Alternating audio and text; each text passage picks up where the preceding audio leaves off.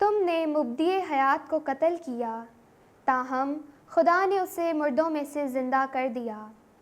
ہمارے لیے آج کی پہلی تلاوت رسولوں کے اعمال 3 باب 12 سے 15 اور 17 سے 19 آیت تک۔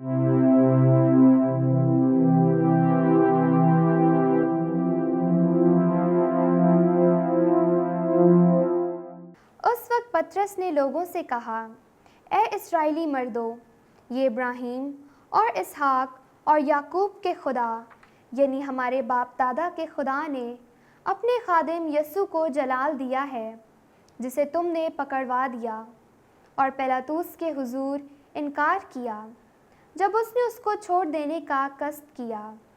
ہاں، تم نے اس قدوس اور صدیق کا انکار کیا اور درخواست کی کہ ایک خونی ہماری خاطر چھوڑ دیا جائے، مگر مبدی حیات کو قتل کیا، جسے خدا نے مردوں میں سے زندہ کیا۔ اس کے ہم گواہ ہیں، اور اس کے نام پر ایمان ہونے کے سبب سے اس کے نام نے اس شخص کو مضبوط کیا ہے جسے تم دیکھتے اور جانتے ہو، اور اس ایمان نے جو اس کی طرف سے ہے تم سب کے روبرو اسے یہ کامل صحت بخشی ہے۔ اب اے بھائیو، میں جانتا ہوں کہ تم نے یہ نادانی سے کیا، جیسے تمہارے سرداروں نے بھی، مگر جن باتوں کی خدا نے سب انبیاء کی زبانی پیشن گوئی کی تھی، یعنی کہ میرا مسیح دکھ اٹھائے گا، اس نے انہیں اسی طرح پورا کیا۔ پس اپنے گناہوں کے مٹائے جانے کے لیے توبہ کرو اور رجوع لاؤ۔ پاک کلام کے پڑھے اور سنے جانے پر خدا کی برکت ہو، خدا کا شکر ہو۔ جماعتی جواب: اے خداوند، اپنے چہرے کا نور ہم پر جلوہ گر فرما۔ جب میں پکاروں تو میری سن، اے میرے خدائے عادل۔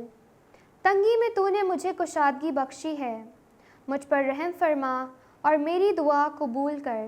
جماعتی جواب: اے خداوند، اپنے چہرے کا نور ہم پر جلوہ گر فرما۔ یہ جان لو کہ خداوند اپنے برگزیدہ کو عجیب بناتا ہے۔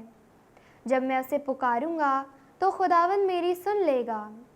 جماعتی جواب: اے خداوند، اپنے چہرے کا نور ہم پر جلوہ گر فرما۔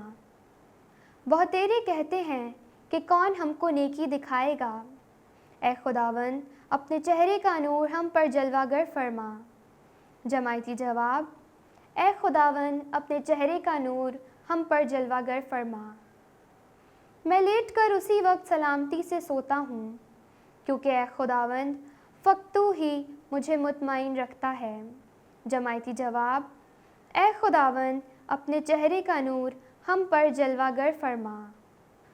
وہ ہمارے ہی گناہوں کا کفارہ ہے، فقط ہمارے گناہوں کا نہیں بلکہ تمام دنیا کے گناہوں کا بھی۔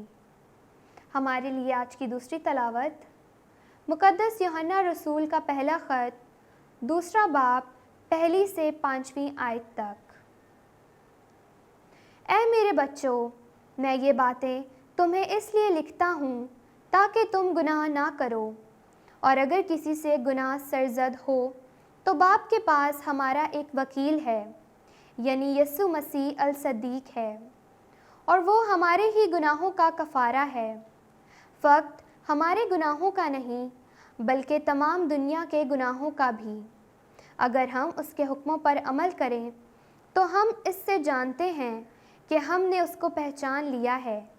جو کہتا ہے کہ میں اسے پہچانتا ہوں اور اس کے حکموں پر عمل نہیں کرتا، وہ جھوٹا ہے اور سچائی اس میں نہیں، مگر جو اس کے کلام پر عمل کرتا ہے، فی الواقعہ اس میں خدا کی محبت کامل ہو گئی ہے۔ پاک کلام کے پڑھے اور سنے جانے پر خدا کی برکت ہو، خدا کا شکر ہو۔